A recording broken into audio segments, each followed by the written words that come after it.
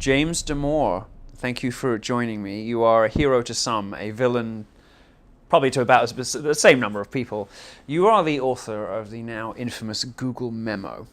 I like to think of you also as the first moment in a new wave of resistance against a sort of stifling, politically correct culture in corporate America. But we'll talk about that in a minute. First of all, by now, most people are familiar with what you did. You wrote a memo, which I thought was very carefully, reasonably, and generously worded about political culture, corporate culture at Google, the sorts of things you're allowed to say and not allowed to say. And that memo included some references to scientific findings about the differences between men and women. Now, what happened since, most people by now will know, but what I want to get to in this interview, the heart of it, is why you did it. So you come to the interview today in a t-shirt that suggests to me that you have a little troll in you. There's a little mischievous pot stirrer in James Damore. So I get the impression you're smart enough to know what was going to happen when you did this. So why did you do it?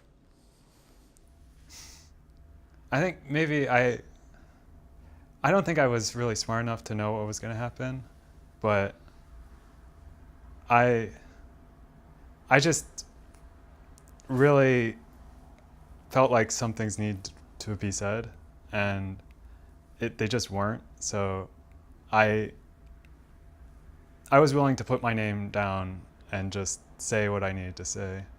I really didn't think that I would be fired, though. Right. You must have had some awareness from maybe following the trajectory of this debate, let's say, in the public square, how vilified people are for stepping outside the politically correct consensus. I mean, the subject of your memo itself contained your own fate. You know, I mean, you sort of indirectly predicted your own end at Google as a result of it. You must have had some awareness of the fact that it would be at least controversial. I think it took a lot of bravery to put your name to it, which vanishingly few people in American public life are prepared to do. I almost didn't do this interview because I was very angry at you for stealing my crown of America's most famous woman hater. But no, you knew you'd get some kind of notoriety from it, you know, which I'm sure that it wasn't your primary objective. I believe you, and I've seen you in other interviews, I believe you that you wanted to do it because you felt that something had to be said. When it all started kicking off, when the media began to report your memo as being an example of sort of misogynistic dude bro culture, misrepresenting its contents, proving your point for you, in other words. Talk me through the sequence of events. Obviously, it was circulating on one of Google's internal systems, and then it started to attract attention. I first became aware of it when, and we're going to talk about the contents a little bit later, but I first became aware of it when I saw it reproduced, I think, on Engadget, where they had removed all of your footnotes and all of your references and then proceeded to refer to it as poorly sourced or poorly researched or something like that. And I noticed it immediately because you can tell from the way that it's written that there was a footnote or there was a note there. Because you know when people write, that you can tell when there's a you can sort of pick it up as a journalist. I knew that there was a link to something there, you know, that had been stripped out. When this started to circulate, what was going through your head? What were you thinking when your co-workers, for instance, started putting this controversy and you together? I just want to understand the process between you releasing this and the cataclysm that followed. What was the atmosphere like at Google, and what did you experience? Yeah, so I guess I initially shared it about a month and a half ago, actually, to the diversity programs, and they just ignored it. And surprise, surprise. Yeah, and I mean, I sent it to some individual Googlers, and they actually had some reasoned discussion, but it was only after it became viral and it was obvious that many people were actually agreeing with it that all this outrage started to happen. Interesting. So you only became a figure of hate when you started to become dangerous. Right. When you were just a sort of lone dissenting voice, they didn't care too much about you. But when it became clear that you had support they needed to squash it immediately. Right. How did that manifest itself? Like, just sort of what, did you get calls? Did you get like called into your manager's office? Did you get co-workers sort of like looking at you weirdly? What happened? A lot of it was just these public posts that like my VP would post where he just says, oh, this is harmful. Don't even look at it. This is not us. And then you'd see all these people, oh yeah, he's just a misogynist and all these things. He's providing this platform to just crucify his own employee, which is really bad. I was sent into HR, but they told me, yeah, we can't take this down because this is just political speech and you can't censor this. And I told them explicitly so many of the actual illegal discrimination that's happening in the company. And they're like, oh, yeah, okay, we'll follow up. Of course, never having any intention of doing so. Yeah.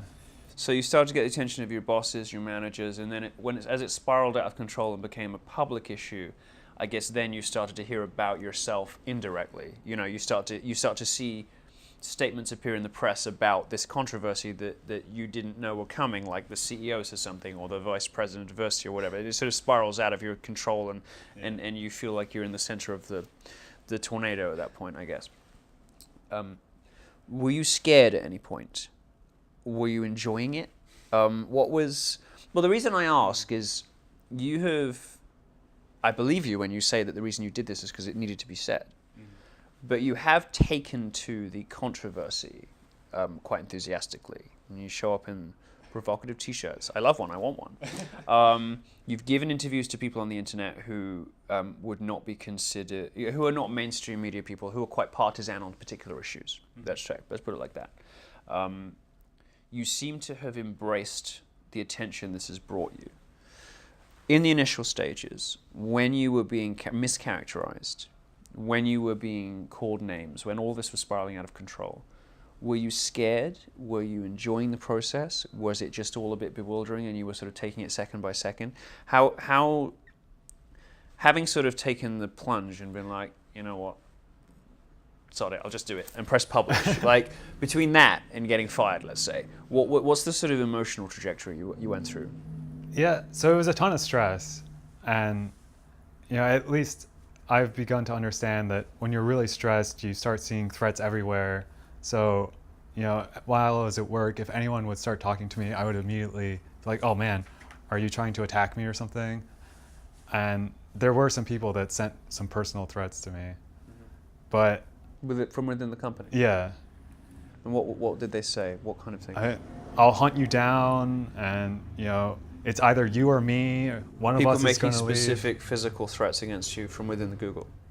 Yeah, it was pretty bad. I don't know if they've ever cracked down on this at Google because there were so many horrible aspects of our culture that really rose to the surface in this controversy. Well, let's talk about that. Let's take it away from you for a second. How would you characterize the atmosphere at Google? I mean, you pretty much said what you think in your memo, but flesh that out a little bit for us. Give us a sense of what the atmosphere is like. I want to know, would you be able to have the kind of conversation we're having? Talk about maybe, Jonathan Haidt's studies, or about, cognitive difference, about population distribution. Would you be able to have a discussion about studies and science as they pertain to gender differences in the same way that I'm sure people at Google have science-based discussions on every other subject under the sun? Could you walk into the canteen and start talking about this stuff, or would you have to do it under sort of, under guard or anonymously on the message boards or what? Yeah, you have to be really courageous to have one of these conversations. So I discussed some of this stuff with my coworkers beforehand, and every time they just look at me and just try to shame me into silence and say like, oh no, that's not true. This is all socially constructed. What are you talking about? And then I would have to, provide all the evidence, while, if it was the reverse thing, they would just take it for granted, What happens when you provide all of the evidence? I've been through this process myself, of course. Yeah. When, and you're a mild-mannered, reasonable person. When you are clearly not a monster, when you express opinions that people are horrified by, and then you then provide them the evidence, and you say, well, here's where I'm coming from. Here are the studies I've read. What have you got? What's their next step after that? I think they just choose to not really intellectually engage and just go to a lower level of, yeah, there's no way for you to actually believe this. You must be a sexist. So you'll provide studies, and their response will be emotional rather than, oh, well, let me look at the numbers or something. Yeah. And this is an example, I think, of what a lot of people watching this will have seen elsewhere in culture, which is the sort of triumph of feelings over facts, the social justice mania that is preventing people from looking dispassionately, with reason and logic, at problems. Mm-hmm. What I wanted to ask you about was this oppressive political climate that you describe in the memo. How dangerous is it, and how far does it spread? Yeah, so it's definitely dangerous, and it's affected many of our products. So YouTube in particular, they often go after right-wing YouTube uploaders, and it may not be that they're purposely just saying, oh yeah, we don't like this person, therefore let's cancel their account or demonetize their stuff, but the way that their bias goes into the actual algorithms that label which videos are harmful, mm-hmm. that actually has a huge effect. And we've seen it a lot, at least anecdotally, with a lot of the conservative YouTube uploaders. And then, because YouTube is one of those places conservatives love to hang out.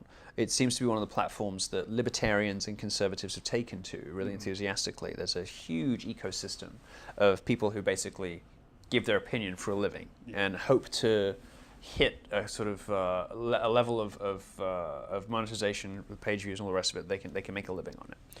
So I know people who 2 years ago were making $20,000, $30,000 a month, which is a perfectly nice income for somebody. You can support a family on that. But they've discovered their videos being what they describe as systematically demonetized in a way that their ideological opponents have not. Mm-hmm. You can understand why people are so angry, and I think that's the key to understanding why people are so grateful to you for shedding some light on this. Now, I want to talk a little bit specifically about some of the stuff in the memo, if we can, because you are highly qualified in this stuff. You have qualifications from Harvard. You know your biology, and you've been lectured in the media by people whose greatest accomplishment in life is opening a Tumblr account. What is it? You're masters in biology, right? Yeah. Yeah. Okay. So you know your stuff here, and your memo is the way that it has been mischaracterized is amazing to me, because you say what the studies say, which is that there's not necessarily a difference of ability between men and women, and there's certainly no reason to point, to treat individuals, because you're talking about distributions, there's no reason to treat individual women as though they're likely to be less good at a job than individual men. What your memo talks about, which is what the studies say, is it's not about ability, it's about willing. Women tend not to choose to do certain things. This has been completely mischaracterized, utterly misrepresented. Before we get into some of the science behind it, are you at all surprised, having obviously for some time been aware of the issues in Google and probably in the media too, were you surprised at just how devious and mendacious and wicked the press would be with this? Yeah, I was definitely surprised. Because they know better. Yeah. Because I'm getting tired now of giving reporters the benefit of the doubt. Yeah, yes, they are dumb. They're dumb as a box of bricks in some cases, but not all of them. Mm-hmm. And some of them know better. And some of them report on this stuff for a living. And when you see Engadget strip out your references, and then to add insult to injury, and the chutzpah of stripping out your references and then calling it poorly sourced, that's on purpose. That's deliberate mendacity. That is lying to their readers. And I saw that systematically across the press everywhere your memo was mentioned. Did that surprise you, or is that how you view the press too? Now I can see why they did it, but I definitely didn't realize really just how biased some of the media is. Especially, this document is out there, so people can read it. It's like the thing that always makes me laugh about these journalists is, it's like, how dumb do you think your readers are? Mm. Here it is. You can find it, you can see the references, you can think for yourself. And you're telling me things about it that are demonstrably not true, counting on me not having time to check. Well, guess what? You lied to me about the last election. You lied to me about Islam. You lied to me about immigration. You lied to me about all kinds of things. Why do you think I'm just going to automatically assume you're telling the truth about this? No, I'm going to check. And when I check, the person I think badly of is not James Damore, it's you. Because yet again, you lied to me about something else. I don't understand. I don't understand why they think we're so stupid. That people can't read, that they're not capable of like examining a document for themselves. It's a very remarkable thing. The intolerance you describe in Google and the mendacity that you've experienced in the media has proven your point for you, although it's come at a personal cost. You lost your job, and your future employability, I suppose, rests on finding someone who is going to enjoy the controversy you've stoked rather than be terrified by it. Yeah. Are you happy with how things went down? Definitely not. I mean, I really like Google, and I mean, I left my PhD program at Harvard just to join Google. So it was definitely a company that I really loved and wanted to improve. And to show how intolerant they are it proves my point, but it not in a very good way. They call it a Pyrrhic victory, I think, right? You win, but at such terrible expense that it would be better if you hadn't fought. Yeah. Do you know what you're going to do next? Not really. I suppose right now you're kind of consumed with people wanting to hear your opinion on every conceivable subject and desperate to pore over this endlessly. Yeah. It's terrifying, really, because I see you. I don't mind admitting. I don't think it's going to be a secret to anyone watching that I admire what you've done, particularly because it's come at a personal cost. It's easy to do it when there's no cost to you. Being very left-wing in public on any subject, whether it's race or gender, comes with no personal risk. Yeah. But even being fact-oriented or libertarian, never mind Republican, comes at personal risk. If you work for a large corporation, or in the media, or you're in Hollywood, or you're in the academy, you're in pretty much any job that matters to society, it comes with huge risks attached if you don't sign up to this stuff. So I do admire you, and I don't mind admitting it, but I worry for you because I see you as the first big head above the parapet in what will undoubtedly be 30 years of defiance and rejection of this politically correct orthodoxy, and more mischief making on the part of people who believe in fact, reason, and logic over dogma and feelings. Mm-hmm. But you are something like patient zero. So, do you think Harvard will take you back? Maybe. I'm wondering, because I was thinking to myself in the car on the way here this morning, I sort of thought, the poor guy's not going to get a job in Silicon Valley. Academia is just as bad. Yeah. Media is just as bad. What is he going to do with himself? Have you given it any more thought than? Yeah. I'm still overwhelmed with everything. I really don't have a clear vision of what I want to do. In your memo, you describe some, and this is the Jonathan Haidt research. Mm-hmm. You talk about how libertarian and conservative viewpoints, there's sort of an instinctive moral frameworks that seem to map onto political ideologies. Nobody knows if they have a basis in biology or whatever, but it seems to be the case that conservatives are keen on, well, as the name suggests, a slower pace of change, and those who vote liberal tend to enjoy, stirring things up, messing things up.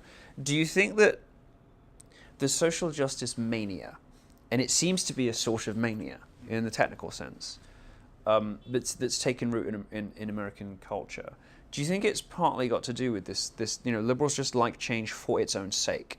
So it almost doesn't matter what they fixate on, they just want something to blow up. And social justice has become this thing that they can all work together to set, incendiary charges, to just set charges all over society with, and all back each other up in all circumstances. do you think that that aspect of liberal psychology is part of the reason why this is so difficult to beat? Yeah, there's definitely the aspect where they want to change things, and once they've defeated all overt signs of racism and sexism, they have to go to the even smaller aspects of these microaggressions. And when you've run out of things to complain about, Yeah. you have to make up these new amazing things. Sort of, well, it's like when you've run out of people who are really racist, you have to broaden the definition to include people who are being racist without even realizing it, and new, subtle, insidious kinds of racism that no one's ever thought of before. And the same happens with sexism, with microaggressions, manspreading, mansplaining, manslamming. You know about manslamming? No. Manslamming is when you manslamming is when you walk down the sidewalk, and it was invented by some idiotic New Yorker writer, of course, or somebody like that. And it's the idea, women have apparently observed that men are less likely to move out of the way for you than women are on the sidewalk. So just imagine this. You've got all these like angry feminist bloggers in New York determinedly marching down the street, crashing into men, and then using that, deliberately causing these collisions on the sidewalk, and then using that as evidence that men are sexist in this new way, which is not getting out of the way for women as often as women get out of the way for men. This is some sort of mental dysfunction. This is people with nothing left to complain about, isn't it? All right. Now I do have. I said I was gonna call you on something, and I do have part of your memo that I was upset with you about, and I want you to tell me that you put it in just to pander to people, just to make the whole thing more palatable. Because look. There are people who share your opinions who don't say it the way you say it. There are people who share your opinions who are a lot ruder than you. Yeah. In fact, pretty much everyone I've ever met who shares your opinions is ruder than you, me included. So I want to read you something that was in the memo. Feminism has made great progress in freeing women from the female gender role, but men are still very much tied to the male gender role. If we as a society allow men to be more feminine, then the gender gap will shrink, although probably because men will leave tech and leadership for traditionally feminine roles. There's an assumption buried in here that gender roles are harmful and that they constitute a problem. Now, most of the people who agree with you on the biological basis for differing career preferences, for instance, and some of the other things you mentioned in your memo would dispute that. They would probably say there is a biological basis for male attributes, which is what gives rise to the differing male preferences in certain careers, just as there are biological bases for certain female attributes and characteristics, which are what give rise to women's different career choices. Mm-hmm. So did you put that in just to pander to liberals, just to get this memo, just to sort of to sugarcoat the pill, or do you think? Neither of us is the most masculine. Neither of us is like a Conan the Barbarian type. Were you talking about yourself? Were you doing a little pandering to kind of get it past people? What was going on in that sentence? Because it stuck out to me as something that didn't really fit. It wasn't quite coherent with the rest of your argument. Yeah, so it's definitely not necessarily in the same line of reasoning as a lot of the document, but I do think that the gender roles have they're not arbitrary, right? They are likely influenced by biology, but just as there are people that are outliers, and some women are obsessed with coding, just as maybe there's more men that are. There are some men that maybe want to be more feminine, but just can't because of society. So I don't think masculinity is necessarily bad for men, just that some men don't want to be as masculine. Mm-hmm. And society pushes men to be more masculine than they do push females to be feminine. It seems to me, that's a perfectly reasonable position. It seems to me that it's sort of like the fat shaming argument. The feminists are worried about women being encouraged to be too thin, when really the problem is not anorexia, it's obesity. And for me, you worrying about the clutch of men who want to be more feminine, well, it seems to me that the problem is not too many men are masculine. The problem is too many men are feminine already, and women aren't very happy about it, and men aren't very happy about it. And if there is a socialized gender role for men, it has become so feminized over the last couple of decades that actually the problem is exactly the opposite from the one that you suggest in the memo. But your position is perfectly reasonable, so I understand that. I accept that. Now, here's one part of your memo that I liked and which must have horrified the left. You talk about demoralizing diversity. Can you explain what you meant by that? So at Google and a lot of these institutions, we actually place diversity as an actual moral good, like protecting children. There's... Yeah, it's sort of like Germans see the European Union as just a sort of unarguable principle of natural law. Right. It's like any right-thinking normal person must, of course, want to be a member of Europe. You're saying it's the same kind of like reflexive devotion to the cult of whatever. Yeah. So just as we would never do anything that would ever cause more harm to children, and we'd be able to spend tons of money on it, not really looking at the actual costs and benefits, the same happens with diversity, where we're not even looking at the actual costs and benefits. We're just, oh yeah, diversity is good, therefore here's another 100 million. Yeah. And anyone that questions our religion of diversity is a sexist and is evil, and we have to punish him. Well, during the Gamergate controversy, which we won't get into today, Intel, I think, put aside, was it like 100 million or something for diversity and inclusion initiatives, the same budgetary period as they removed that amount from R&D. They're literally taking money out of developing new, better products to keep feminists happy. It's almost like it's become... I spoke to somebody about this the other day who works for one of the big tech firms, and he said that this has become a sort of racket, this equality and diversity and social justice stuff. In Silicon Valley, it's become like a cost of doing business. Mm-hmm. It's almost like a different kind of tax. So if you want to have a tech company, you got to pay your taxes to the government, and you also have to pay your dues to the social justice industry, because if you don't, they'll come for you. They'll start asking why. They'll say, why don't you have an allocation for, disabled women of color or whatever at your code conference? Why do we have to pay the same ticket price as all of these privileged straight white males? If you don't bend over backwards to make these people happy, they'll come for you. Well, there's a problem here. And it's a problem that conservatives in the broader culture wars have known for quite some time. And it's that these people are never happy. And the more you give them, the more they want. And they won't be happy until 100% of your budget is spent on diversity and inclusion initiatives and nothing is spent on the stated goal of the business itself any longer. So, people who've been fighting culture wars for conservatives, not that there are many of them, certainly not very effective, in other areas, are sort of looking aghast at this one bit of America that should be, red-blooded capitalism, red in tooth and claw, and actually seeing it become totally co-opted by, what I suppose most conservatives would call cultural Marxism. And it's distressing for a company that is, Google's reputation was synonymous with science. Mm-hmm. The name of it is is an abstract mathematical term. Mm-hmm. Everything about it suggested this sort of brilliant algorithmic genius that was out of the reach of mere mortals. That this was a place where, people like me can't get jobs because we're not smart enough, but people like you can create algorithms to discover anything about the world, the rest of it. And now the reputation seems to be changing. And now and I think it's deserved. I want to ask you about one example, actually, now I think about it. Do you know about the American inventors search result example? Oh, yeah. So if you search for... This is so funny.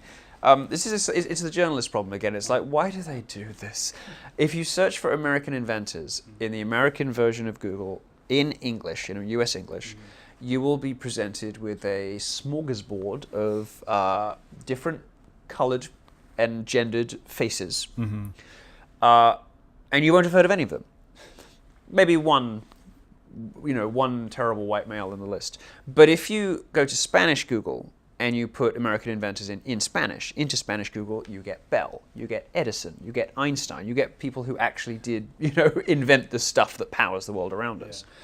The inescapable conclusion of this, and it's the same as the conclusion that a lot of YouTubers have done with their experiments around monetization, is that there is silent gerrymandering going on a massive scale. If I search for American inventors, I expect to see a list of the people who invented the important stuff, not Google's vision of what the world ought to have been like. And that's what I think worries people.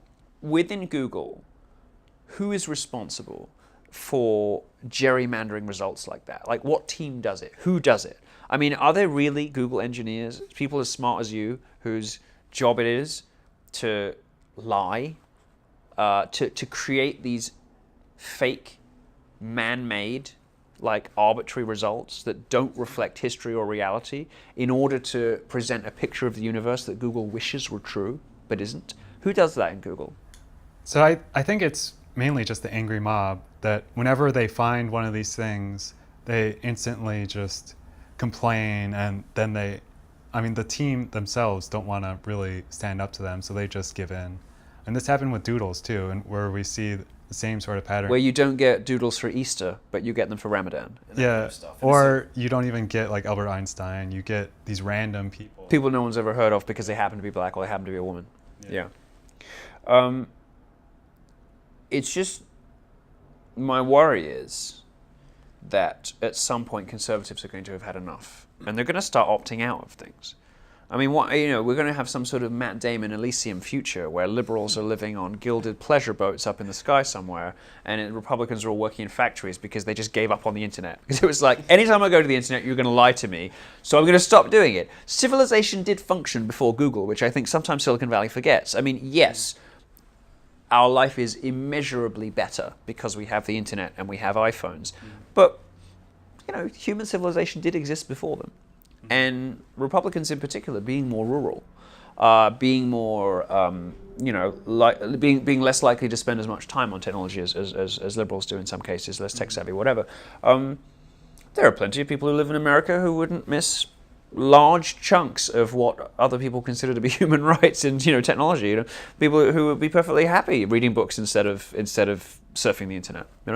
Do you think Silicon Valley forgets that sometimes? Doesn't realize the risk to its own business of alienating half the country with what is effectively just far left activism masquerading as an impartial product? Yeah, I think they really just don't even understand the other half of the country. They just assume that conservatives are just dumb and evil, and so we're doing the right thing in censoring them and in just it's a sort of moral imperative to lie because there's a sense of higher moral purpose. Mm-hmm. Yeah. And I mean, they don't see their own bias at all, so they're not even aware of it. It mystifies me because their own employees don't agree with them.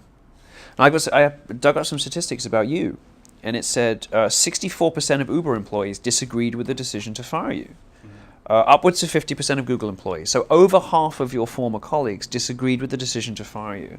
Uber, I have a feeling Uber is a little bit more right-wing than a lot of the other. Or they're just tired of, I mean, I at least heard some of the firings were just someone said a joke at Uber and then they got fired because they've gotten so sensitive with all of those controversies. Yeah, I mean, maybe that's another backlash. There's something waiting to happen there. But there's more. 56%, you probably know these numbers already. Of course you do. 56% of Facebook employees disagreed with the decision. I mean, that's extraordinary. I mean, if you think about Facebook, and 54% of Amazon employees also disagreed with the decision to fire you. So these companies, their own employees don't uniformly agree with the decision. In fact, these numbers seem to suggest that the troops in tech companies have politics that, sort of broadly speaking, reflect the country.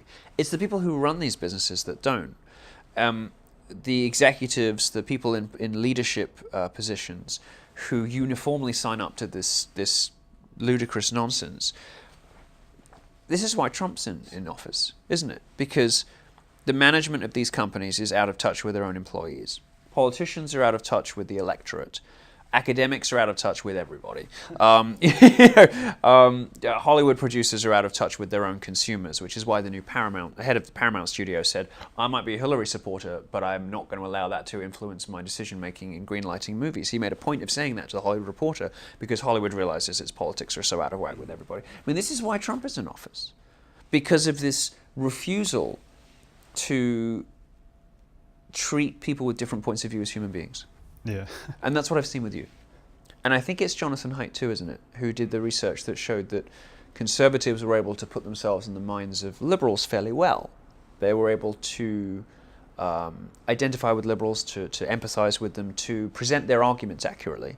But liberals were very bad at doing it to conservatives, and they tended to fall back on name-calling rather than presenting, let's say, a robust free market defense for something. They would just say, oh, they're just sexist and racist. Obviously, you've become a bit of a hero for some right-wingers, because finally there's somebody on the inside of one of these evil citadels, who's been like, you know what's fun watching you? It's like everything we always thought was true, and we always kind of knew, but we never had the evidence for, and we were always caught. It's like if you wait long enough, every vast right-wing conspiracy becomes reality. It's like I don't expect you to agree with that, but it's it's like you wait long enough, and it's like, see all that stuff we were telling you, the Hillary autocomplete results for the last election. Okay, so you worked there. Right. Hillary doesn't autocomplete properly. Trump autocompletes to all these disobliging, horrible things. Google says, oh, it was a mistake with the algorithm. What happened? They're lying, I don't right? know.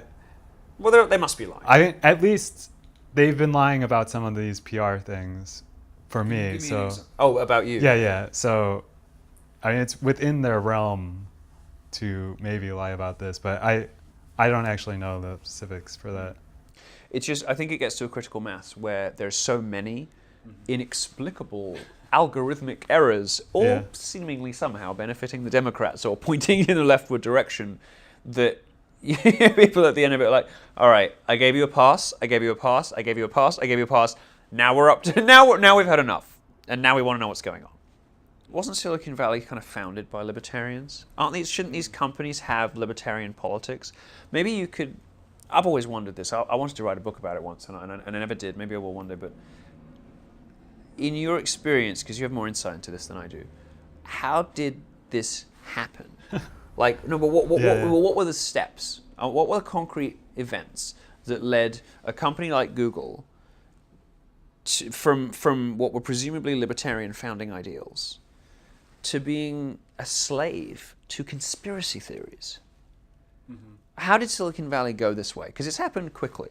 The old Silicon Valley companies weren't like this. The previous generation weren't like this. But the social media generation of companies in Google, they are like it. Why are they like it, and how did it happen? Yeah, so I agree that they start libertarian or progressive because they need to change the world, But, and many of the individual coders are very much just libertarian, very logical, and not emotion-based at all.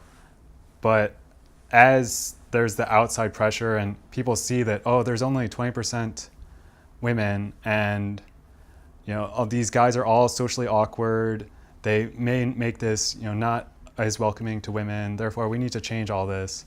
And so it's not necessarily even the coders themselves that have brought this progressive ideology on, but a lot of the HR and diversity programs that have.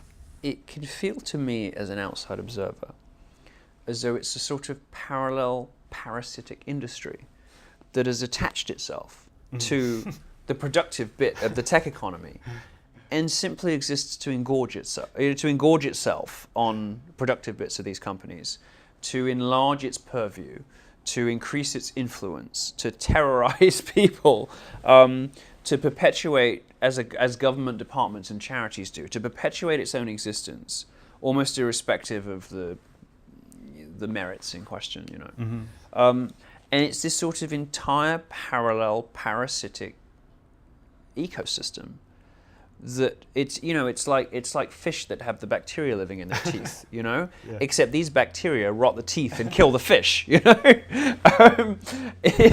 It's this weird thing, and I kind of think, well, if that just went away, wouldn't everything get immeasurably better and happier? And when people stopped thinking about this stuff, wouldn't the problem correct itself? If only we weren't constantly creating racial and sexual and intergender tensions between people all the time, making people so conscious. This is what upsets me about it, really. When you talk about the feminism stuff and the race stuff, and I don't want to get into race with you, but making people think about this stuff all the time, making them conscious of it, creates problems where there weren't any before. Like these women at Google who've run to the Guardian and said, I was so offended by this memo that said women are prone to neuroses that I'm staying home. And it was like, you have to take a deep breath to respond in any other way than laughter. But I feel sorry for them. They're creations of this climate of fear, this climate of mistrust between the sexes, this climate of hostility between the genders that doesn't need to exist. It's absolutely extraordinary, the sort of outpouring of maudlin self-pity and fact-free emotional drivel that this summary of a few studies has produced in people. It's very powerful. It's a very, very good troll. I'm very jealous. The best trolls are the truth. The best trolls are just quietly, politely, insistently reminding people of the facts. They're the best ones of all. I mean, I don't think this would have been as big of a thing if it was really just this huge sexist document that I wrote. I mean, the fact that it was actually reasonably well reasoned. That's what makes them so angry. That's why they're so mad, because they know you're right. And because you're so reasonable about it. Now, you don't have to be reasonable to make them mad. That's why I have a career. But you do have to be right, because nobody gets angry like people get angry about the truth. Inconvenient truths, unsayable truths. These are the things that keep people up at night. For the sake of argument, let's assume that we are both American Enterprise Institute scholars or researchers for Republican senator or something. Let's assume that we are Republicans. How do we fix this problem? It's definitely a hard one. And one suggestion would have been to actually regulate Google and make it a public commodity, which I'm sort of hesitant about just because I don't really want the government to control so much. But that would be one way to at least enforce some of the freedom of speech and other aspects that we would want from this information gateway. But other than that, there are some specific things that I believe Google is doing illegally. Like, they are actually using someone's race or gender in a lot of their decisions at Google.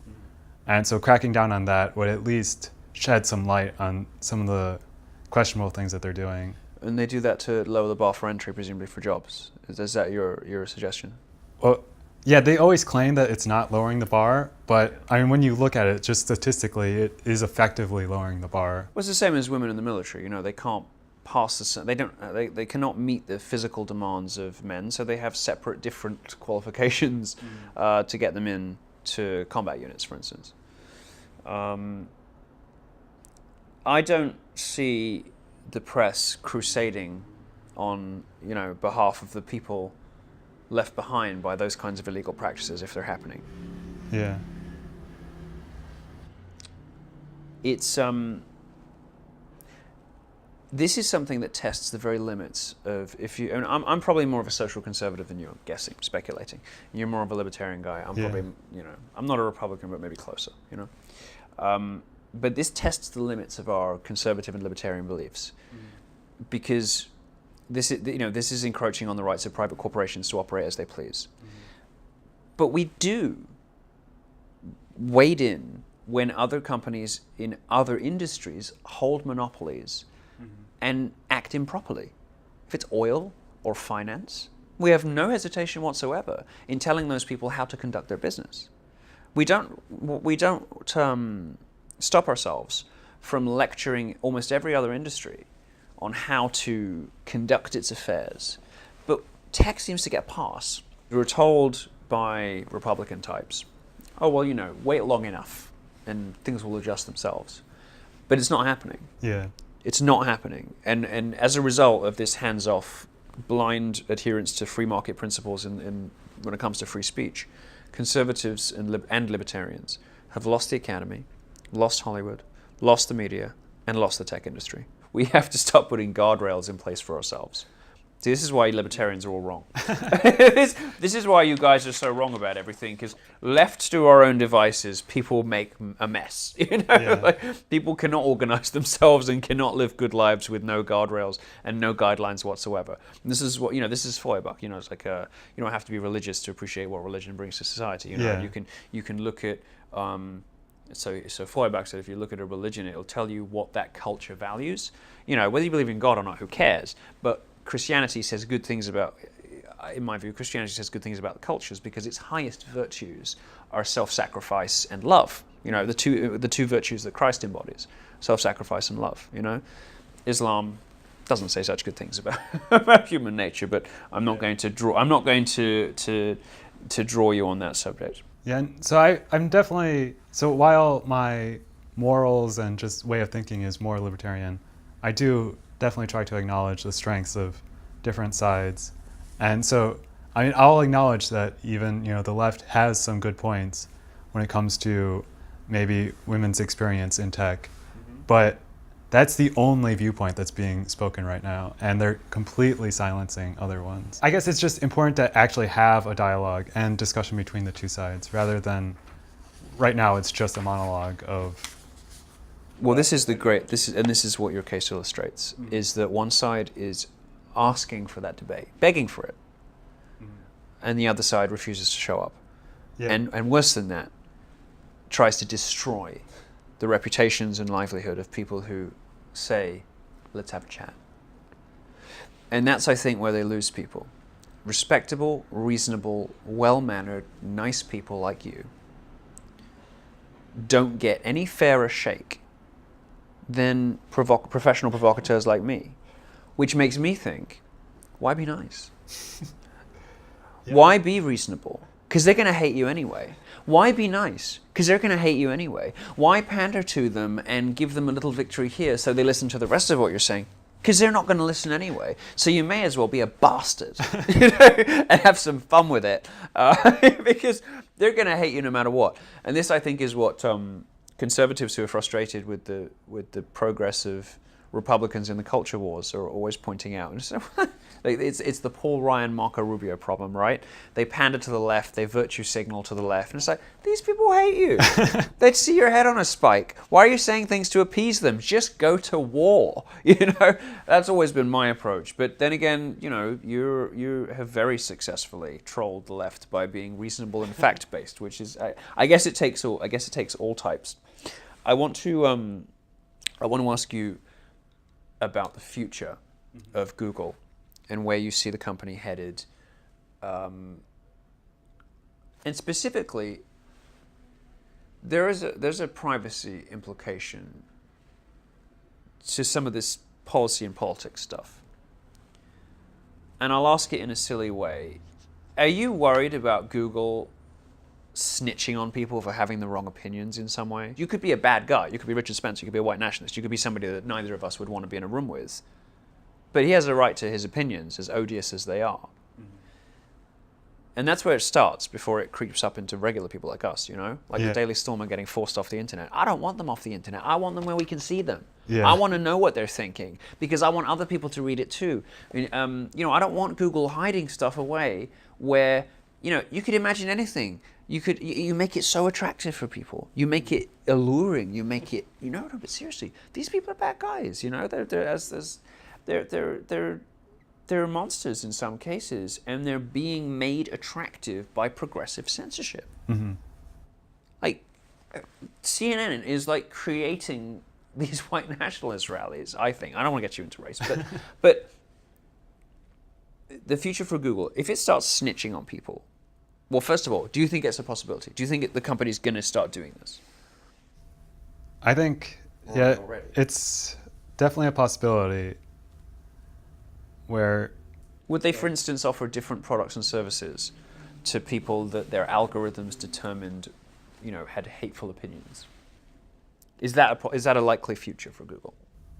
I think it's probably more likely that they'll just offer products that would make them the most money.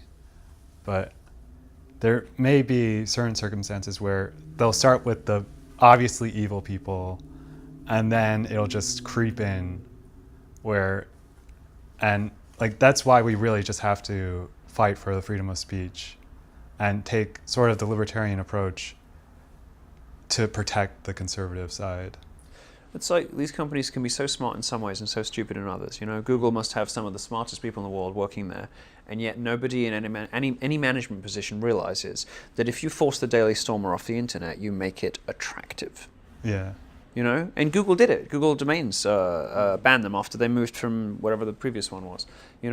Google made a corporate decision to push these horrible people off the internet, turning them into, it's just basic human psychology. You telling me nobody in the building at Google understands like basic human psychology? It's like Madonna's videos in the 1990s, or it's me trying to get my book published. You tell people they can't have something, they want it, and they get attracted by it. They want to know all about it, and you tell them that it's forbidden. That whatever it is in human beings that's broken, that is attracted to the transgressive and the naughty, the mischievous, or whatever, you activate that in the back of the brain. You make it irresistible. Well, does no one in Google understand this? Their response to my paper kind of shows how they don't understand psychology. So, I guess you're right. And it's just like, do people get stupider the higher in management they get at Google? It's like if you're really dumb, you're only ever going to be on the front lines because the really senior people are just morons. I don't think they are morons. I think they're scared. Yeah, they're definitely scared. That's why no one in upper management could defend me. They were all doing their virtual signaling because if they said anything supportive, then the angry mob would just go after them too. Because truthfully, there's no reason to suppose that the front line, let's say 52% of Googlers disagree with you being fired. There's no reason to suppose that number is different in management to an engineering department. It's just that the people in management keep their mouths shut. Right. It's probably more like it, right? Yeah, there may be a combination of they just don't want to say anything, and also there may be some selection bias that happens when they choose who to promote. Of course, and with so many more vice president and senior vice president positions now being given over to HR, diversity, corporate welfare, you now get these boardrooms stacked with people whose reason for existence has very little to do with what the company's stated purpose is. What happens if conservatives fall out of love with tech? What does society look like then? I think it would only exacerbate the problem, really. And it would stop any actual dialogue between the two sides, and which would even increase the partisanship. I think it would be a real shame if that happened. It seems like it would be more than a shame. It seems like it would be some kind of democratic disaster if the primary vehicles through which we come to learn about the world around us and find out information become so poisoned by a particular brand of politics that half the population stop using them or don't trust them, as is perhaps more likely. Keep using them but don't believe what they say, which is the case. This is the situation the media is now in. Yeah. That loss of trust in institutions and in the establishment, it seems to me, is about to flood out into tech, where tech almost got away with it for a while. People almost believed that Twitter was the free speech wing of the free speech party. They almost believed that Facebook just wanted to connect everybody, and they almost believed that that Google was this brilliant algorithmic, mastermind place that just wanted to do no evil. Do no evil, right? I don't think anybody believes any of those things anymore. And if trust in tech companies sinks to the levels that it is in for the media, was it 39% of the population believe the media tells the truth? Like, it's bad. It's bad. This is going to be catastrophic for everybody. And there's more of a real democratic crisis if Google doesn't function. Right. If this company, which extends into all of our lives, my life wouldn't function without Google services. My whole company would freeze up. What did you like most about working there? The free food. Come on. Yeah. Really? Yeah, it was good. Was it that good? What was your favorite Google lunch?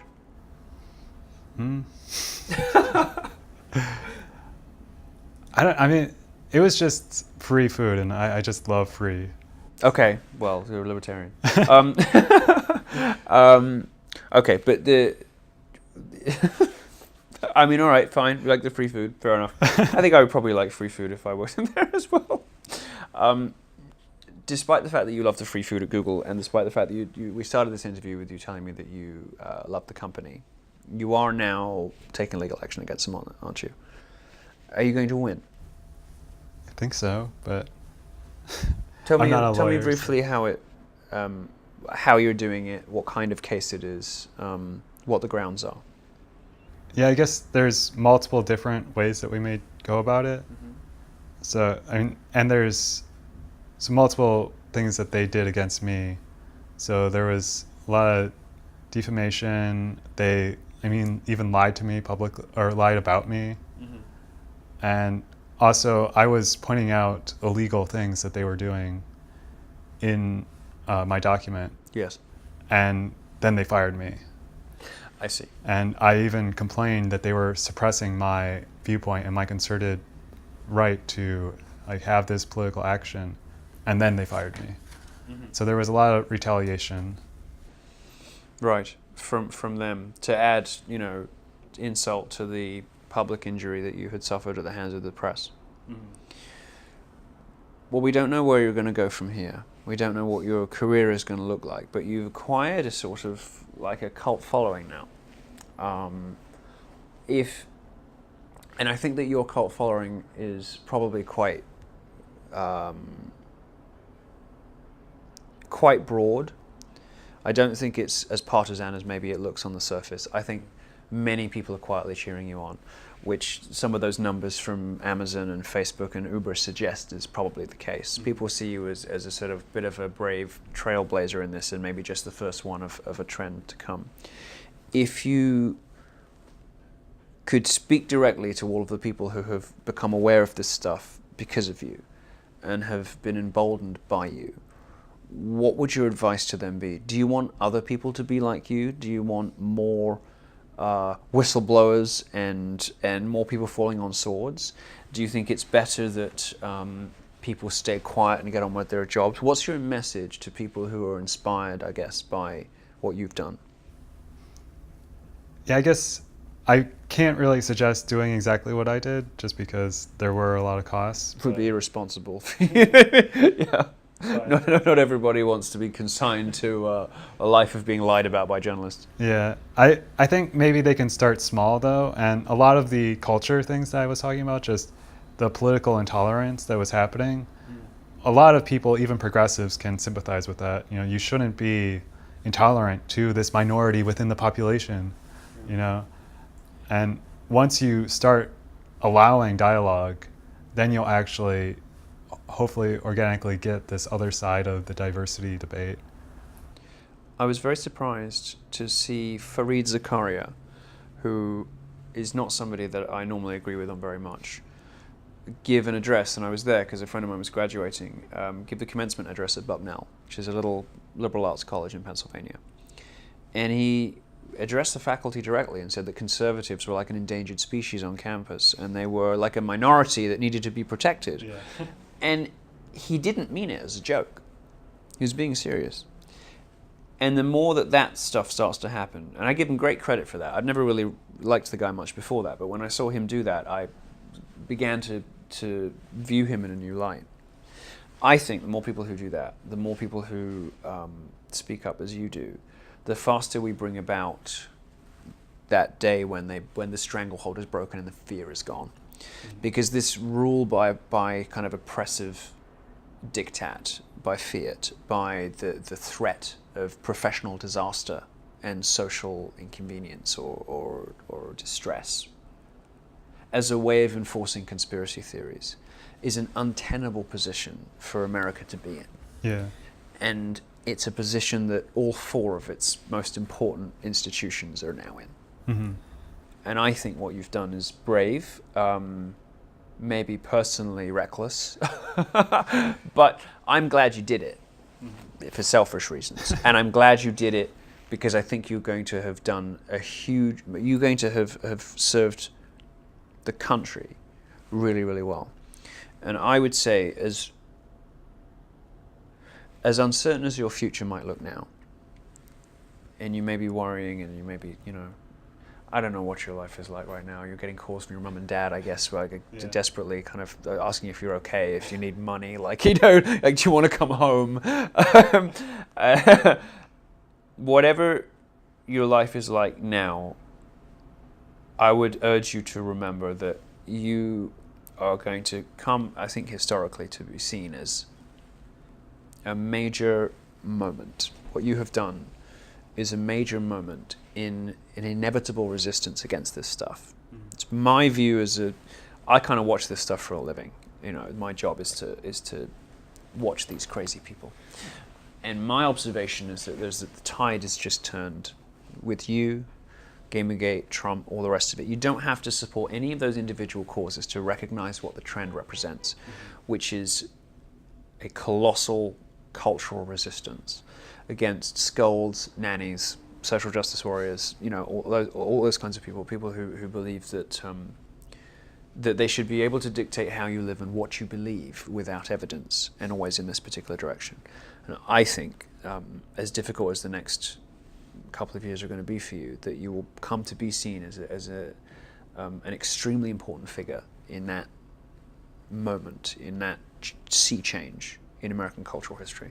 So I'm very grateful to you for talking to me. Thank you, and keep up the interviews and keep the faith, and you must keep everybody informed on what you do next, because it's very important.